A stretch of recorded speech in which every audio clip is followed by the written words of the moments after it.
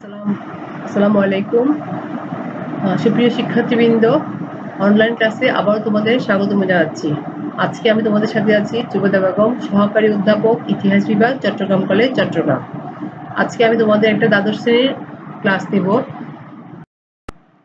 আমাদের শ্রেণী হচ্ছে দ্বাদশ শ্রেণী, বিষয় হচ্ছে আধুনিক বিশ্বের ইতিহাস, যেটাকে আমরা দ্বিতীয় পত্র বলি। আর আজকে আমাদের আজকের আলোচ্য বিষয় হচ্ছে স্নায়ুযুদ্ধ, যেটাকে ইংলিশ বলি কোল্ড ওয়ার। এটা তোমাদের পাঠ্যবই তোমরা সত্যমতে পাবা। এই স্নায়ুযুদ্ধের অনেকগুলো ধারা আছে। আমরা স্নায়ুযুদ্ধের সবগুলো বিষয় আজকে আলোচনা করতে পারবো না স্নায়ুযুদ্ধের উপরে। আমরা আজকে স্নায়ুযুদ্ধের সংজ্ঞা প্রথমে দেখবো স্নায়ুযুদ্ধটা কি, স্নায়ুযুদ্ধের সংজ্ঞা, উদ্ভবের কারণ এবং শেষ পর্যন্ত যে স্নায়ুযুদ্ধ দুই ভাগে ভাগ করা হয় সেই পর্বগুলো আমরা দেখবো।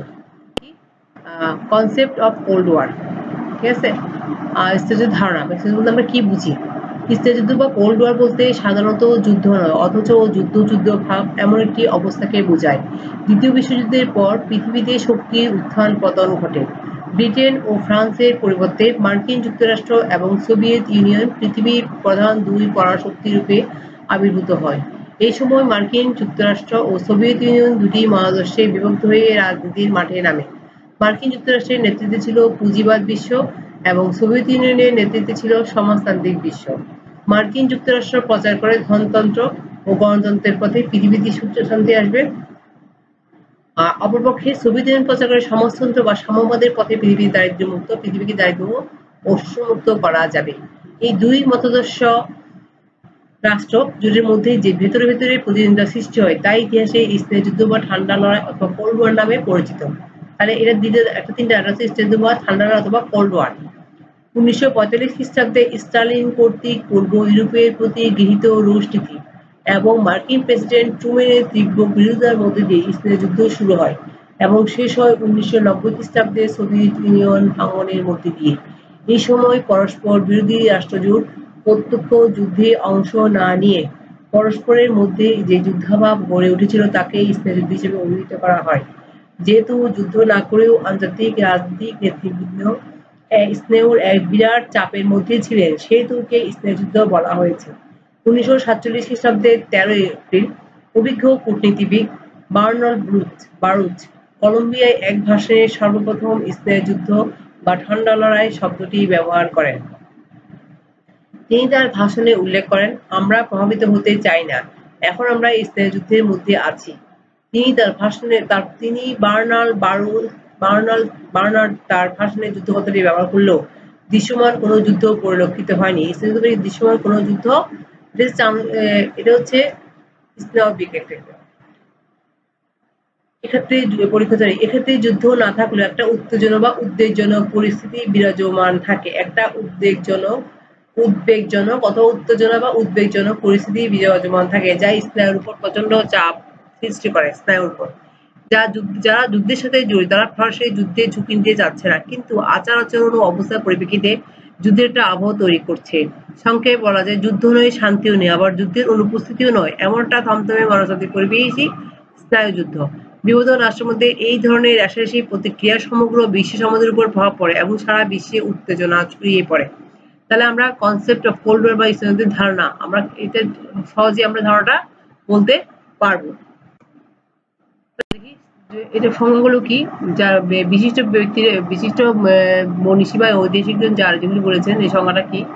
ডেফিনেশন অফ কোল্ড ওয়ার, অধ্যাপক আর.কে গেফ বলেছেন। তাহলে স্নায়ুযুদ্ধকে বিভিন্ন দৃষ্টিকোণ থেকে সংজ্ঞায়িত করেছেন। প্রথমে আমরা অধ্যাপক গেফ বলেছেন, যুদ্ধ ছিল কমিউনিস্ট শক্তি বনাম বাকি বিশ্বের দ্বন্দ্ব। যদি পুরো পৃথিবীটা বিশ্বযুদ্ধের পরে আমরা পুরো পৃথিবীটাকে ধরে ফেলতে, এটা হচ্ছে সমাজতন্ত্র, এটা হচ্ছে পুঁজিবাদী। এই দুইটা স্নায়ুযুদ্ধ ছিল কমিউনিস্ট বনাম বাকি বিশ্বের দ্বন্দ্ব। তা দেখো, cold war is the conflict between the communist powers and the rest of the world. অধ্যাপক এলিয়টের মতে যুদ্ধ এমন এক ধরনের উত্তেজনা যার পরিস্থিতিতে রাষ্ট্রসমূহের প্রতিটি পক্ষ নিজের শক্তি বৃদ্ধি করার জন্য এবং অপরপক্ষের শক্তি খর্ব করার জন্য কৌশল অবলম্বন করতে থাকে, যাতে করে প্রকৃতি যুদ্ধের সময় এক পক্ষ অপরপক্ষকে বেকায়দায় ফেলতে পারে। অধ্যাপক ফ্রাঙ্কলের মতে ঠান্ডা যুদ্ধ বলতে সাম্যবাদ ও গণতান্ত্রিক মতাদর্শ এবং তাদের প্রবক্তা সোভিয়েত ইউনিয়ন ও মার্কিন যুক্তরাষ্ট্রের বিরোধের সাথে সংশ্লিষ্ট ঘটনাকে বোঝায়। অধ্যাপক ফিটম্যানের মতে স্নায়ুযুদ্ধ হলো যুদ্ধের একটি নতুন কৌশল। স্নায়ুযুদ্ধ এমন একটি পরিবেশ ও পরিস্থিতি সৃষ্টি করে যেখানে যুদ্ধ না হলেও যুদ্ধের সকল প্রস্তুতি চলতে থাকে। দেখো খুব সুন্দর উনি বলেছেন, যুদ্ধ হলো একটা নতুন কৌশল। স্নায়ুযুদ্ধ এমন একটি পরিবেশ ও পরিস্থিতি করে যেখানে যুদ্ধ না হলেও যুদ্ধের সকল পরিস্থিতি বা যুগের সকল প্রস্তুতি চলতে থাকে। সবার মধ্যে যুদ্ধের একটা মনোভাব থাকে, কিন্তু সর্বস্তরে সমূহ যুদ্ধ না। ঠিক আছে? অধ্যাপক ওয়াল্টার রেমন্ড বলেন, স্নায়ুযুদ্ধের মাধ্যমে সোভিয়েত ও মার্কিন যুক্তরাষ্ট্রের মহাদর্শগত প্রতিবন্ধকতার পরিস্থিতিকে বোঝানো হয়েছে।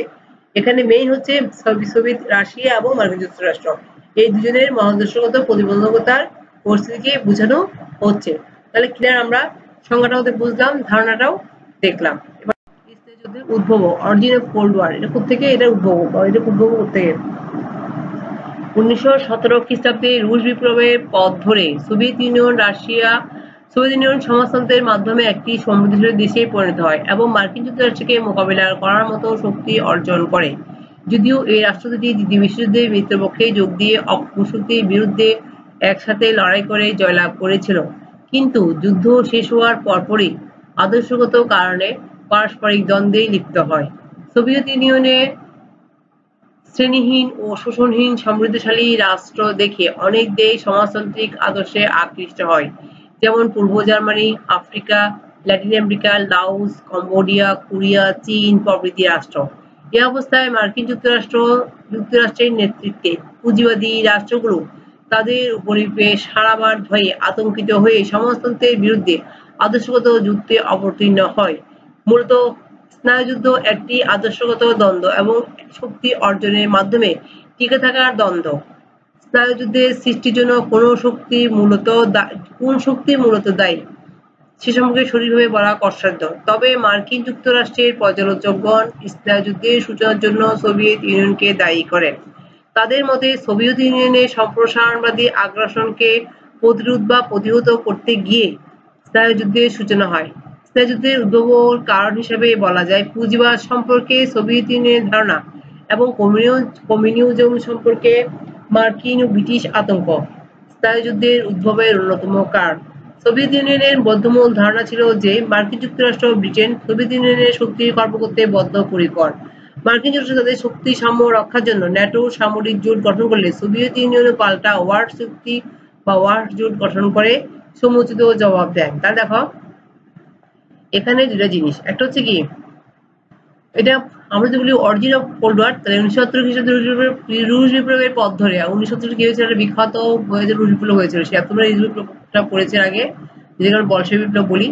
সেই বলশেভিক বিপ্লবের পর কিন্তু ওরা এই সমাজতন্ত্রের মাঝে শক্তিশালী রাষ্ট্রে পরিণত হয় এবং তারা আমেরিকাকে মোকাবেলার মতো শক্তি সঞ্চয় করে, কারণ রাশিয়া।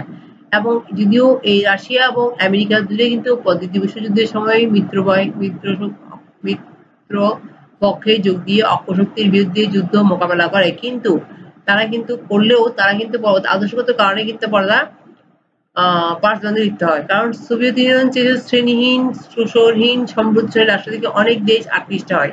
এটা দেখে যারা উপনিবেশ ছিল, পুঁজিবাদী রাষ্ট্র, তাদের উপনিবেশ হারানোর ভয়ে আতঙ্কিত হয় এবং এই আতঙ্কিত হওয়ার ফলে তাদের মধ্যে কি হয়, একটা আদর্শ দ্বন্দ্ব এবং একটা হচ্ছে আদর্শ, একটা হচ্ছে শক্তি অর্জনের টিকে থাকার দ্বন্দ্ব।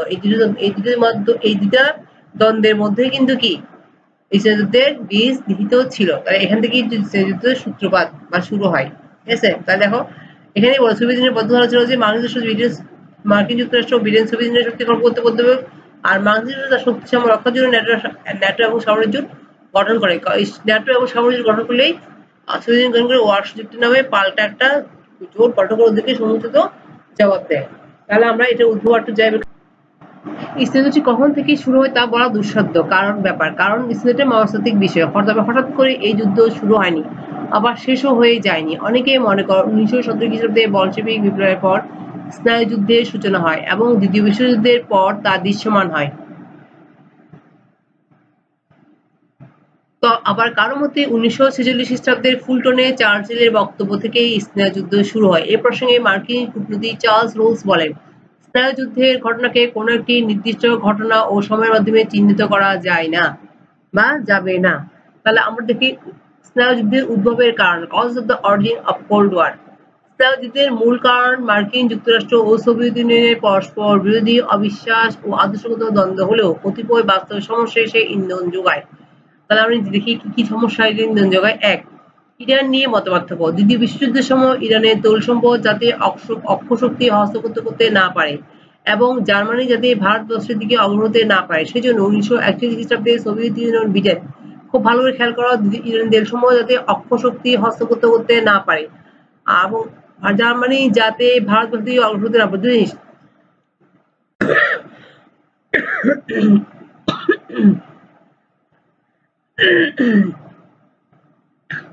একটা হচ্ছে কি ইরানের তেল সম্পদ যাতে অক্ষশক্তি হস্তগত করতে না পারে এবং জার্মানি যাতে ভারতবর্ষ থেকে অগ্রহতে না পারে সেজন্য 1941 খ্রিস্টাব্দে সোভিয়েত ইউনিয়ন ব্রিটেন ইরানের সৈন্য মোতায়েন করে। দেখো ভালো করে লক্ষ্য করো, যুদ্ধ শেষে সৈন্য প্রত্যাহারের কথা থাকলেও সোভিয়েত ইউনিয়ন সৈন্য প্রত্যাহার করে নেয়নি। এখান থেকে দ্বন্দ্ব শুরু। 1946 খ্রিস্টাব্দে ইরান এই বিষয়টি জাতিসংঘের নিকট উপস্থাপন করে।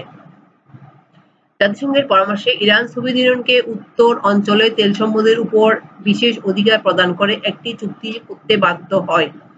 জাতিসংঘের হস্তক্ষেপে উক্ত চুক্তি মোতাবেক 1946 খ্রিস্টাব্দের মে মাসে সোভিয়েত ইউনিয়ন তার সৈন্য প্রত্যাহার করে নেয়। কিন্তু 1947 খ্রিস্টাব্দে সোভিয়েত ইউনিয়নের সাথে তৈল চুক্তি ইরানের জাতীয় সংসদ কর্তৃক নাকচ হলে সোভিয়েত ইউনিয়ন ক্ষুব্ধ হয়। এ অবস্থায় মার্কিন যুক্তরাষ্ট্রের পরামর্শে ইরান সোভিয়েত ইউনিয়নের সাথে তৈল চুক্তি বাতিল করে। পাশাপাশি মার্কিন যুক্তরাষ্ট্রের সামরিক কমিটির তত্ত্বাবধানে ইরানের সৈন্যবাহিনীকে প্রশিক্ষণ দেওয়া হয় এবং ইরানের সেনাবাহিনী মার্কিন সরকারের অনুমতি ছাড়া কোনো দেশের কোনো প্রকার সাহায্য সহযোগিতা গ্রহণ না করার সংক্রান্ত চুক্তি সম্পন্ন হয়। সোভিয়েত ইউনিয়ন এই চুক্তির তীব্র বিরোধিতা করে। এই অবস্থায় উভয় দেশের মধ্যে উত্তেজনা বিরাজ করে যা স্নেহ যুদ্ধের রূপ নেয়। তাহলে আমরা ক্লিয়ার।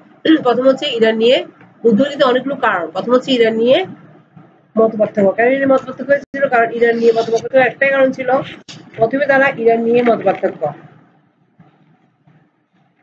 দেখো ইরান নিয়ে তারপর হচ্ছে কি, তারপর দেখি কি, তারপর তুরস্ক বিদ্রোহ 1945 থেকে 1947 খ্রিস্টাব্দের সময়কালে তুরস্কের ঘটনাবলীতে মার্কিন যুক্তরাষ্ট্রের সোভিয়েত ইউনিয়ন সম্পর্কে ফাটল ধরে। তুরস্কের যে সময় ঘটনা ঘটে সাথে মার্কিন যুক্তরাষ্ট্রের সাথে ইউনিয়ন সম্পর্কে ফাটল ধরে। 1945 খ্রিস্টাব্দে সোভিয়েত ইউনিয়ন পূর্বের 1935 খ্রিস্টাব্দের কনভেনশন চুক্তি অনুযায়ী তুরস্কের পূর্বে অবস্থিত প্রদেশের উপর দখল দাবি করে সোভিয়েত ইউনিয়ন। এই সময় মার্কিন যুক্তরাষ্ট্র তুরস্কের পক্ষ অবলম্বন করে। তাহলে সোভিয়েত ইউনিয়ন যখন ওদের উপর দখল দাবি তখন তুরস্ক পক্ষ অবলম্বন করে, ফলে মার্কিন যুক্তরাষ্ট্রের সোভিয়েত ইউনিয়নের বিরোধ সৃষ্টি হয়, যে বিরোধ স্নায়ুযুদ্ধ সৃষ্টিতে ইন্ধন যোগায়। এরপর চার্চিলের বক্তৃতা। ব্রিটিশ প্রধানমন্ত্রী উইনস্টন চার্চিল 1940 খ্রিস্টাব্দের কুইন্টনে এক বক্তৃতা দেন। অনেকে মনে করেন চার্চিল এই বক্তৃতায় স্নায়ুযুদ্ধের সৃষ্টি করে।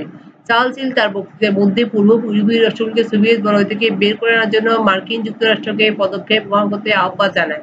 এতে সোভিয়েত ইউনিয়ন ক্ষুব্ধ হয়। তাই দেখো এরপর হচ্ছে তাহলে 3 হচ্ছে তুরস্ক বিদ্রোহ, চার্চিল বক্তৃতা। 5 হচ্ছে মার্কিন নীতি। মার্কিন নীতি কি? 1939 খ্রিস্টাব্দের 5ই জুন মার্কিন পররাষ্ট্র সচিব জর্জ মার্শাল ইউরোপীয় অর্থনৈতিক পুনরুজ্জীবন সম্পর্কে মার্কিন নীতি, যেটাকে আমরা বলি মার্শাল পরিকল্পনা, ব্যাখ্যা করতে গিয়ে বলেন, মার্কিন যুক্তরাষ্ট্রের নীতি বিশেষ কোনো দেশ বা মতবাদের বিরুদ্ধে নয়। এই নীতি সার্বিকভাবে ক্ষুধা, দারিদ্র, হতাশা ও বিশৃঙ্খলার বিরুদ্ধে। এর লক্ষ্য হলো স্বাধীন রাষ্ট্রগুলোর অস্তিত্ব রক্ষা করা। এই ব্যাখ্যায় তিনি আরো বলেন, যেসব সরকার, রাজনৈতিক দল বা গোষ্ঠী মানুষের সমস্যা বজায় রেখে সচেতনভাবে রাজনৈতিক অন্য সুবিধা লাভের উদ্যোগ নিবে, মার্কিন যুক্তরাষ্ট্র তাদের বিরোধিতা করবে। বলছে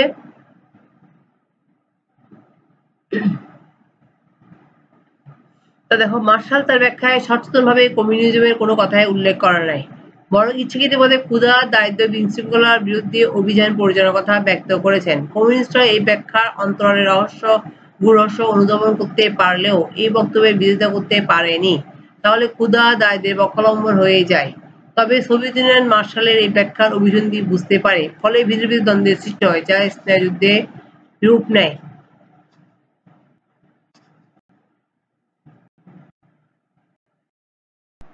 এরপর হচ্ছে ইয়াল্টা চুক্তি সংক্রান্ত বিরোধ। ইয়াল্টাটা কোথায়? ইয়াল্টা হচ্ছে রাশিয়ার ক্রিমিয়া প্রদেশে একটা ইয়াল্টা নগরী। জার্মানির পতনের পর 1945 খ্রিস্টাব্দে ইয়াল্টা চুক্তি অনুযায়ী দূরপ্রাচ্যে জাপানের সাথে রাশিয়ার যুদ্ধ করার কথা ছিল, কিন্তু মার্কিন যুক্তরাষ্ট্র রাশিয়াকে সেই সুযোগ না দিয়ে জাপানের হিরোশিমা ও নাগাসাকিতে আণবিক বোমা ফেলে জাপান দখল করে নেয়। এতে রাশিয়া তীব্র প্রতিক্রিয়া ব্যক্ত করে, যা স্নায়ুযুদ্ধের পরিস্থিতি সৃষ্টি করে। তা দেখো এখানে বলেছে কি ওরা রাশিয়ার সামরিক শক্তি বৃদ্ধি। 1949 খ্রিস্টাব্দে রাশিয়া পারমাণবিক অধিকারী হয়। অন্যদিকে পূর্ব ইউরোপের যুদ্ধ বিধ্বস্ত দেশগুলিতে কমিউনিজমের পক্ষে সহায়তা দিয়ে এইসব দেশের সাথে নিবিড় সম্পর্ক গড়ে তোলে। ফলে পশ্চিমা বিশ্বে কমিউনিজমের ভীতি দেখা দেয়। 8. পুঁজিবাদ এবং সমাজতন্ত্রের মধ্যে দ্বন্দ্ব। স্নায়ুযুদ্ধের উদ্ভব প্রধান কারণ ছিল পুঁজিবাদ এবং সমাজতন্ত্রের মধ্যে আদর্শগত দ্বন্দ্ব। এটা আমি তো বলছিলাম পুরো পৃথিবীটা দুভাবে বিভক্ত করে, একটা হচ্ছে সমাজতন্ত্র, একটা হচ্ছে পুঁজিবাদ। তাহলে এই পুঁজিবাদ এবং সমাজতন্ত্রের মধ্যে আদর্শ দ্বন্দ্ব এই মেইন কারণ। দ্বিতীয় বিশ্বযুদ্ধের পর পুঁজিবাদী রাষ্ট্র হিসেবে মার্কিন যুক্তরাষ্ট্র এবং সমাজতান্ত্রিক রাষ্ট্র হিসেবে সোভিয়েত ইউনিয়নের আত্মপ্রকাশ ঘটে। মার্কিন যুক্তরাষ্ট্র পৃথিবীতে পুঁজিবাদের বিকাশ ঘটাতে চায়, বাংলাদেশ চায় পৃথিবীতে পুঁজিবাদের বিকাশ ঘটাতে। অপরপক্ষে সোভিয়েত ইউনিয়ন পৃথিবীতে সমাজতন্ত্রের বিকাশ ঘটাতে চায়। ফলে উভয় রাষ্ট্রের মধ্যে ব্যাপক উত্তেজনা সৃষ্টি হয়, যা ইতিহাসে স্নায়ুযুদ্ধ নামে পরিচিত। 9. তৃতীয় বিশ্বের উপর কর্তৃত্বের দ্বন্দ্ব। তৃতীয় বিশ্বযুদ্ধের পর শক্তির উত্থান পতনে ব্রিটেন ও ফ্রান্স কিছুটা দুর্বল হয়। ফলে রাষ্ট্রটির অধীনে থাকা তৃতীয় বিশ্বের অধিকাংশ দেশ স্বাধীনতা লাভ করে। কিন্তু স্বাধীন হলেও এসব দেশ চরম দারিদ্র্যের সম্মুখীন হয়। খুব ভালো করে খেয়াল করো, দ্বিতীয় বিশ্বযুদ্ধের পর শক্তির উত্থান পতনে ব্রিটেন ও ফ্রান্স কিছুটা দুর্বল হয়, কারণ ব্রিটেন ও ফ্রান্সের অনেকগুলো দেশ, ফলে এই রাষ্ট্র দুটির অধীনে থাকা তৃতীয় বিশ্বের অধিকাংশ দেশ, যেমন আমরাও একসময় ওদের অধীনে ছিলাম, ঠিক আছে, তৃতীয় বিশ্বের অধিকাংশ দেশ স্বাধীনতা লাভ করে। আমরাও কিন্তু দ্বিতীয় বিশ্বযুদ্ধের পরে কিন্তু আমাদের ভারতবর্ষ ও বাংলাদেশটা আমরা স্বাধীনতা লাভ করে 47 সালে। তাহলে দেখো এখানে খুব ভালো খেয়াল করার পরে এই রাষ্ট্র দুটির অধীনে থাকা তৃতীয় বিশ্বের অধিকাংশ দেশ স্বাধীনতা লাভ করে, কিন্তু স্বাধীন হলেও এইসব দেশ চরম দারিদ্র্যের সম্মুখীন হয়। এই সুযোগে আমেরিকা ও রাশিয়া উভয় দেশ সাহায্যের নামে প্রভাব বিস্তারের চেষ্টা চালায়। খুব ভালো করে লক্ষ্য করো, এরা খুব চরম দারিদ্র্যের সম্মুখীন হবে। এই দারিদ্র্যের সুযোগ নিয়ে ওরা কি করে, উভয় দেশ এইসব সাহায্যের নামে প্রভাব বিস্তারের চেষ্টা চালায়। ফলে দুই দেশের মধ্যে ভিতরে দ্বন্দ্বের সৃষ্টি হয়, যা স্নায়ুযুদ্ধে পরিণত হয়। তাছাড়া 1945 খ্রিস্টাব্দে মার্কিন যুক্তরাষ্ট্র এবং 1949 খ্রিস্টাব্দে সোভিয়েত ইউনিয়ন পারমাণবিক বোমার অধিকারী হয়। উভয় দেশ মানব বিধ্বংসী উচ্চ ক্ষমতা সম্পন্ন অস্ত্রের অধিকারী হয়, পরস্পর দ্বন্দ্বে লিপ্ত হয়। তাই ক্লিয়ার? তোমরা উদ্ভবের কারণগুলো আমরা খুব ভালো দেখবো এবং ভালো করে বইটা পড়বো। আরেকটা কারণ আমি বলি নিচে হচ্ছে গ্রিসের অভ্যন্তরীণ ও রাজনৈতিক সংকট। গ্রিসের অভ্যন্তরীণ রাজনৈতিক সংকট স্নায়ুযুদ্ধের অন্যতম কারণ ছিল। দ্বিতীয় বিশ্বযুদ্ধের শুরুতে জার্মানি গ্রিস দখল করে নেয়। অতঃপর 1944 খ্রিস্টাব্দে ইংরেজ সেনাবাহিনী গ্রিসকে জার্মান থেকে দখল থেকে মুক্ত করে। এই কারণে সোভিয়েত বিরোধী এক চুক্তি মোতাবেক গ্রিসের উপর ইংরেজদের দখল শেষ করা হয়। 1945 খ্রিস্টাব্দে গ্রিসের জাতীয় নির্বাচনে কমিউনিস্ট দলকে জয়যুক্ত করে গ্রিসকে কমিউনিস্ট করার চেষ্টা করলে সেদের সাথে মার্কিন যুক্তরাষ্ট্রের আদর্শগত বিরোধ সৃষ্টি হয়। তাহলে আমরা নেক্সট দেখবো যে গ্রিসের অভ্যন্তরীণ রাজনৈতিক সংকট। তাহলে এখানে আমাদের উদ্ভবের কারণগুলো শেষ। আমরা তারপরে দেখবো যে যুদ্ধকালীন আন্তর্জাতিক প্রেক্ষাপট দুটি ভাগে ভাগ করা। একটা হচ্ছে প্রথম পর্ব, একটা দ্বিতীয় পত্র। আমরা প্রথমে বলেছিলাম তোমাদেরকে স্নায়ুযুদ্ধের সময় হচ্ছে 1945 থেকে 1990। তাহলে এখানে আমরা এই সময়টাকে আমরা দুই ভাগ করবো, একটা প্রথম পর্ব, একটা তৃতীয় পর্ব। প্রথম পর্ব হচ্ছে 45 থেকে 62, আর দ্বিতীয় পর্ব হচ্ছে 63 থেকে 89। তাহলে চলো আমরা প্রথম পর্ব কি কি আছে সেটা দেখি। এখানে অনেকগুলো ঘটনা আছে, আমরা সবগুলো আজকে শেষ করতে পারবো না, তাই আমি সবগুলো তোমাদেরকে আজকে পড়াতে পারবো না। আমি নেক্সট ক্লাসে বাকিগুলো আমরা আলোচনা করবো। প্রথম পর্বে আমরা কিছু আলোচনা করবো, পরবর্তীতে আমরা প্রথম পর্ব এবং দ্বিতীয় পর্বতে সম্পূর্ণ আলোচনা করবো। স্নায়ুযুদ্ধের প্রথম পর্ব 1945 থেকে 62 খ্রিস্টাব্দ। আন্তর্জাতিক রাজনীতি আছে। এটি স্নায়ুযুদ্ধের উত্থান পর্ব। এই পর্বে দ্বিতীয় বিশ্বযুদ্ধোত্তর বিশ্ব রাজনীতিতে দুটি পরাশক্তি মার্কিন যুক্তরাষ্ট্র ও সোভিয়েত ইউনিয়নের আবির্ভাব ঘটে। মার্কিন যুক্তরাষ্ট্রের নেতৃত্বে পুঁজিবাদ ও সোভিয়েত ইউনিয়নের সমাজতান্ত্রিক দেশগুলো সামরিক ও অর্থনৈতিক জোট গঠন করে শক্তির ভারসাম্য রক্ষা করে। ফলে ভেতরে দ্বন্দ্ব সৃষ্টি হলে কেউ সম্মুখ যুদ্ধে এগিয়ে আসেনি। এই সময় ইয়াল্টা সম্মেলন, কিন্ডার থিসিস, ট্রুম্যান ডক্ট্রিন, মার্শাল পরিকল্পনা, বার্লিন অবরোধ, ন্যাটো জোট, ওয়ার চুক্তি, কিউবা সংকট, কোরিয়া যুদ্ধ প্রভৃতি বিষয়ে যুদ্ধকে ঘনীভূত করে তোলে। এই সম্পর্কে আমরা নিজে দেখি। প্রথম হচ্ছে কি ইয়াল্টা চুক্তি। তোমাদেরকে এরকম কি বলছিলাম, ঠিক আছে? দেখো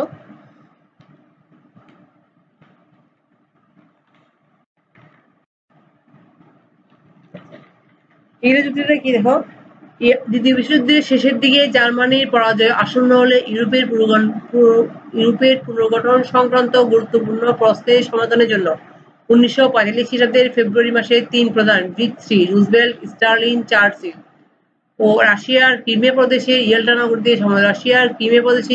সমবেত হন। এই সম্মেলনে বিশ্ব নেতৃবর্গ জার্মানিকে 3 ভাগে বিভক্ত করে 3 শক্তির সনাতন দ্বারা অধিকার কথা বলেন। খুব ক্লিয়ার, এখানে কেন করেছিল? জার্মানকে 3 ভাগে বিভক্ত করবে এবং 3 ভাগে বিভক্ত করে 3 শক্তির সনাতন দ্বারা তাদের নিয়ন্ত্রণে রাখবে। অবশ্য ইঙ্গো-মার্কিন অনুরোধে তাদের অংশের কিছু অংশ ফ্রান্সকে ছেড়ে দিয়ে ফ্রান্সকেও বিচ্ছিন্ন হিসেবে স্বীকৃতি দেওয়া হয়। ইয়েল্টার অনেক সিদ্ধান্তের মধ্যে অন্যতম একটি সিদ্ধান্ত ছিল, যেহেতু দূরপ্রাচ্যে তখনও জাপান পূর্ণ যুদ্ধ চালাচ্ছে, সেহেতু সোভিয়েত ইউনিয়ন জাপানের বিরুদ্ধে যুদ্ধে অংশগ্রহণ করবে। কতগুলো শর্ত সাপেক্ষে সোভিয়েত ইউনিয়ন জাপানের বিরুদ্ধে যুদ্ধ করতে উদ্যোগ হয়, কিন্তু মার্কিন যুক্তরাষ্ট্র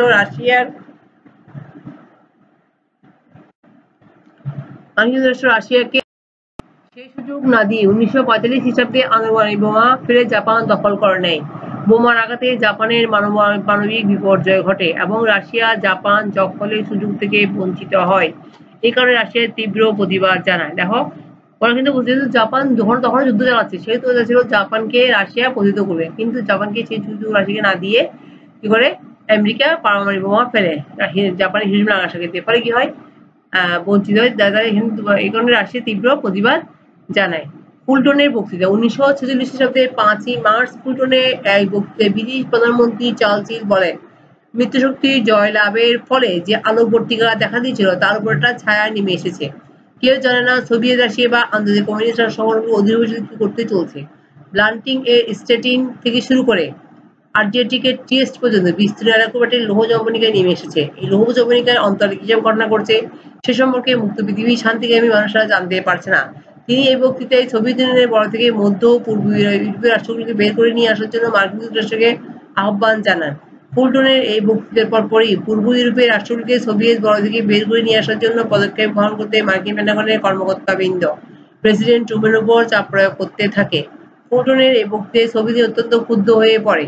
এর ফলে উভয়ের মধ্যে সম্পর্ক খারাপ হয়। এরপর যে কিন্ডানের থিসিস, দেখো, ফুলটনের চার্চিলের এই বক্তৃতার দ্বারা প্রভাবিত হয়ে মার্কিন প্রশাসন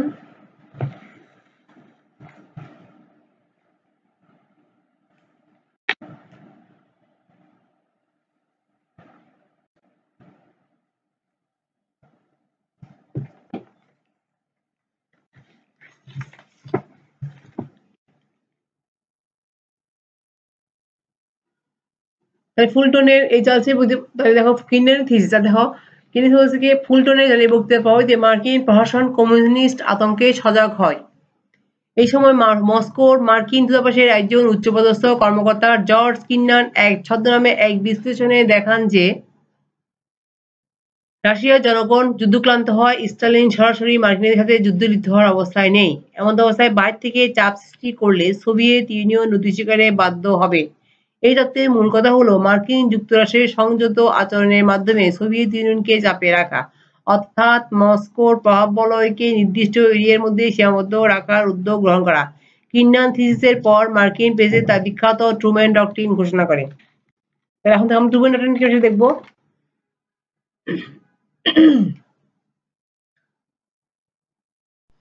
ট্রুম্যান ডক্ট্রিন বা ট্রুম্যান নীতি সমাজতান্ত্রিক সোভিয়েত ইউনিয়নের প্রভাব বিস্তারে সর্বনিয়ন্ত্রণবাদী রাষ্ট্র হওয়ার ভয়ে ভীত হয়ে মার্কিন প্রেসিডেন্ট ট্রুম্যান 1947 খ্রিস্টাব্দের 12ই মার্চ এক তত্ত্ব প্রকাশ করেন। এই তথ্যে তিনি বলেন, মার্কিন নীতির উদ্দেশ্য হলো এমন একটি আন্তর্জাতিক পরিবেশ গঠন করা যার ফলে সকল জাতি স্বাধীনভাবে বল প্রয়োগ ছাড়াই বসবাস করতে পারবে। ট্রুম্যানের এই ঘোষণার অন্তর্নিহিত উদ্দেশ্য ছিল গণতন্ত্র প্রতিষ্ঠা ও জাতীয় ঐক্য রক্ষার নামে অন্য রাষ্ট্রের অভ্যন্তরীণ রাজনীতিতে হস্তক্ষেপের অজুহাত বের করা। এটা ইতিহাসে ট্রুম্যান নীতি বা ট্রুম্যান ডক্ট্রিন নামে পরিচিত। খুবই সুন্দর একটা জিনিস। দেখো, বলতেছে এখন মার্কিন উদ্দেশ্য ছিল এমন একটা সম্পর্ক গঠন করা যার ফলে সকল জাতি স্বাধীনভাবে বল প্রয়োগ ছাড়াই বসবাস করতে পারবে। তাহলে এখানে ওনার মেন উদ্দেশ্য ছিল কি?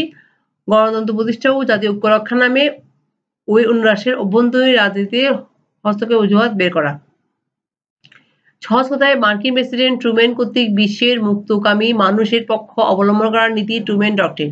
মার্কিন প্রেসিডেন্ট ট্রুম্যান প্রচার করতে থাকেন যে ইউরোপের দেশসমূহে গণতন্ত্র বিপন্ন এবং তা উদ্ধার করার দায়িত্ব মার্কিন যুক্তরাষ্ট্রের। ট্রুম্যান মতবাদের সাহায্যে আমেরিকা বিভিন্ন দেশে অর্থনৈতিক ও সামরিক সাহায্য প্রদান করে সোভিয়েত রাশিয়ার প্রভাবমুক্ত রাখে। আমেরিকা মনে করে যেসব দেশ অর্থনৈতিক সামরিক দিক দিয়ে দুর্বল সেসব দেশে অতি সহজেই সমাজতন্ত্রে বাসা বাঁধতে পারে, আর একবার সমাজতন্ত্রের ধ্যান ধারণার মধ্যে প্রবেশ করলে সে সকল রাষ্ট্রে পুঁজিবাদের বিকাশ ঘটানো কষ্টসাধ্য হয়ে পড়বে। তা যাতে দারিদ্র্যের সুযোগ নিয়ে দুর্বল রাষ্ট্রগুলিতে কমিউনিজম বাসা বাঁধতে না পারে সেজন্য মার্কিন যুক্তরাষ্ট্র ট্রুম্যান নীতি বাস্তবায়ন করে।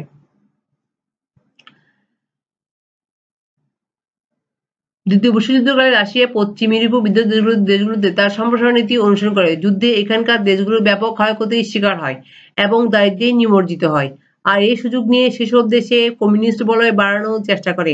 এই সময় মার্কিন যুক্তরাষ্ট্র ট্রুম্যান নীতি অনুযায়ী পশ্চিম ইউরোপীয় রাষ্ট্রগুলোকে অর্থনৈতিক পুনর্গঠন ও উন্নয়ন প্রকল্প গ্রহণ করে যাতে ওই রাষ্ট্রগুলো কমিউনিস্টদের খপ্পরে পড়তে না পারে। মার্কিন যুক্তরাষ্ট্রের বরাবরই লক্ষ্য ছিল ইউরোপকে যেন কোনো একক শক্তি নিয়ন্ত্রণ করতে না পারে। তাহলে মার্কিন যুক্তরাষ্ট্র কি ছিল, ওদের বরাবরই ওদের ছিল মার্কিন যুক্তরাষ্ট্রের বরাবরই লক্ষ্য ছিল ইউরোপকে অন্য কোনো একক শক্তি নিয়ন্ত্রণ করতে না পারে, আর যদি কোনো একক শক্তিকে নিয়ন্ত্রণ করতে হয় সেটা হবে মার্কিন যুক্তরাষ্ট্র। মার্কিন তার বিখ্যাত ডক্ট্রিন ঘোষণা করার ফলে রাশিয়াতে ইসলামদের উদ্ভব বা ইসলামদের পথ প্রশস্ত হয়। তাহলে এখানে হচ্ছে কি, এটা হচ্ছে আমাদের যুদ্ধের প্রথম পর্বে আমরা সবগুলো আলোচনা করতে হয়তো আজকে পারবো না, আমরা নেক্সট বাকিগুলো আমরা দেখি। এরপর আছে মার্শাল পরিকল্পনা, বার্লিন অবরোধ, ন্যাটো, ওয়ার্ড চুক্তি, কোরিয়া সংকট, ভিয়েতনাম যুদ্ধ, সুয়েজ খাল সংকট, আন্তর্জাতিক চূড়ান্ত রূপ এবং কিউবা সংকট। এই জিনিসগুলো আমরা কিন্তু কি করব, আমরা এই জিনিসগুলো দেখবো এবং এইগুলোই আমরা দেখার পরে এগুলো আমরা আলোচনা করব নেক্সট ক্লাসে, এবং এগুলোর পর আমরা দ্বিতীয় পর্বটা যাব এবং দ্বিতীয় পর্ব আমরা এই যুদ্ধের কি এবং রাজনীতির প্রেক্ষাপটটা কি ছিল সেটি আমরা আলোচনা করব। তাহলে আমাদের এই পর্যন্ত আজকে। আশা করি তোমরা সবাই ভালো থাকবে, সুস্থ থাকবে, নিরাপদ থাকবে এবং তোমরা বইটা ভালোভাবে পড়বে এবং বোঝার চেষ্টা করবে। এই জিনিসটা সোজা আবার অনেক একটু কঠিন। আমি আশা করি তোমরা সবাই স্বাস্থ্যবিধি মেনে চলবে এবং ঘরে নিরাপদে থাকবে, এবং সবাইকে ধন্যবাদ জানিয়ে আজকে আমি আমার ক্লাস